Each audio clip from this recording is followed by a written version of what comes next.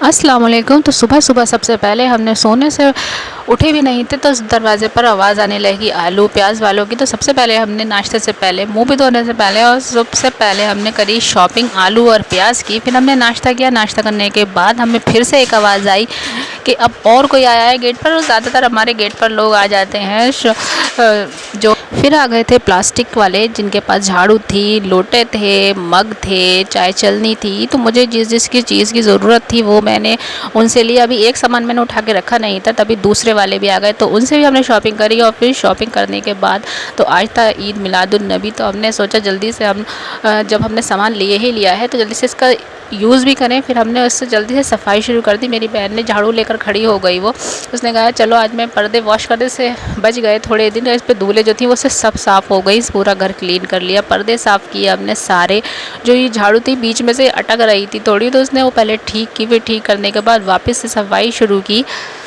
तो आप सभी को ईद मिलादुन नबी की बहुत बहुत मुबारकबाद। तो आज शाम तक देखिए आज मेहमान भी आने हैं और खाना भी बनाना है और आज डीप क्लीन भी करेंगे सुबह ही सुबह।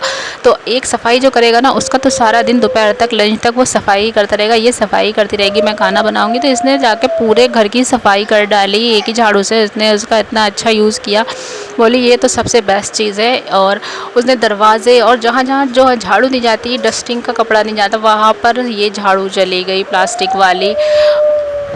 और आप लोग जल्दी से वीडियो को लाइक और चैनल को सब्सक्राइब कर लीजिए और लास्ट तक ज़रूर देखिएगा और शेयर भी करिएगा। और तब तक हम करते हैं पहले सफाई। सफाई हो गई थी हमारी। फिर सफाई के बाद हमारी जिनी जो थी वो कूलर के ऊपर उसका बेड लगा हुआ था। इसका अपना बेड भी है लेकिन ये उस पर नहीं सोती है, ये ऐसे एक फ्रिज के ऊपर कूलर के ऊपर ऐसे सोती है।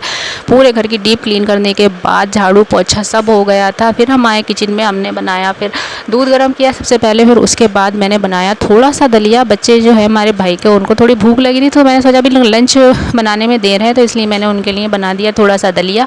दलिया बनाने के बाद मैं बनाऊंगी अभी लंच में नहारी, क्योंकि शाम को मुझे बनाना है बिरयानी। और जब शाम को चावल बनेंगे तो इस टाइम तो जाहिर है चावल नहीं बनाऊंगी, दोनों टाइम चावल तो नहीं खा सकते ना, इसलिए एक टाइम बनेगी रोटी। तो दो लंच में बनाऊंगी मैं नहारी।